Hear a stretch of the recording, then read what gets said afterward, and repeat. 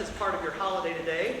Now, before we continue seeing the rest of our show, I'm going to try to make a little bit more room underneath the dome. If you're on the floor, do us a favor. Will you scoot down as close as you can to the folks in front of you? If you're underneath the balcony, I'd encourage you to come in and have a seat under this beautiful dome.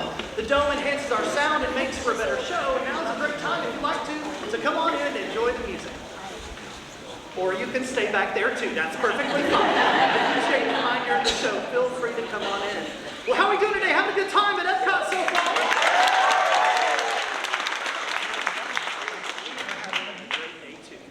Well, you know, if someone were to ask you to name America's oldest fight song, you might name a melody that's over 500 years old.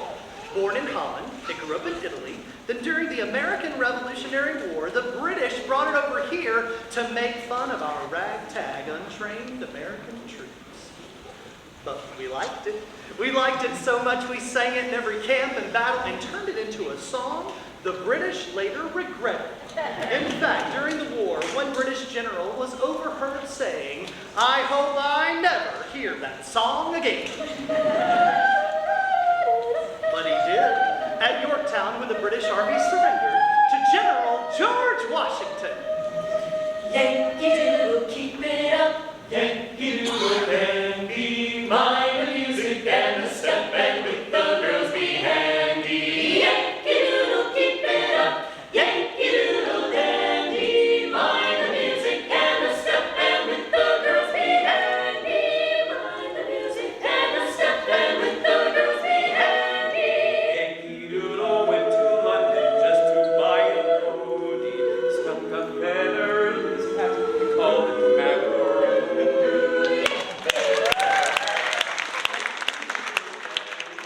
Mind the music and the step, and with the girls be handy. Yankee Doodle, keep it up. Yankee Doodle dandy, mind the music and the step, and with the girls be handy. Mind the music and the step,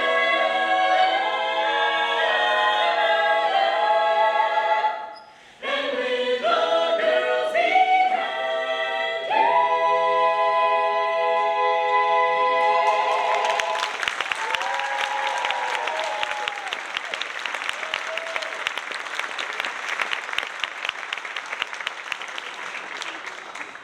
The Shakers are a religious group from our American history, and they left us with a wonderful legacy.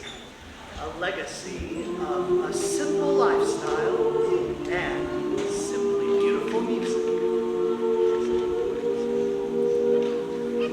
Tis a gift to be simple, tis a gift to be free. Tis a gift to come down where we ought to be. And when we find ourselves in the place just right,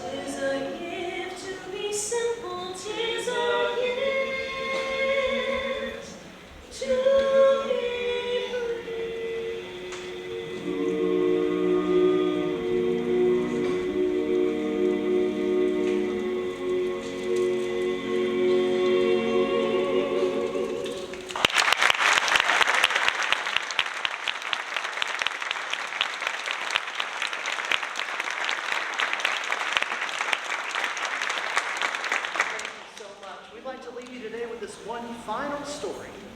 Back in 1814, America was still involved in the War of 1812. 2 young Americans were being held captive in the Baltimore harbor just outside of Fort McHenry. Well, the Battle of Baltimore began, and from their vantage point, the 2 Americans could do nothing but watch. They could see Fort McHenry in the distance, and as a bomb would burst over the fort, they would catch a glimpse of the American flag. You see, they knew that as long as that flag remained flying, the American dream was still alive.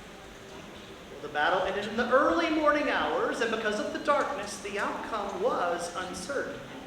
Uncertain until the next morning when the sun rose, revealing the stars and stripes still flying proudly. One of the young men was so moved by all he had seen. He pulled out an old envelope, and on the back he wrote some words in the form of a poem, words that are very familiar to us today. For that young man's name was Francis Scott Key, and the words he penned so long ago we still proudly call our national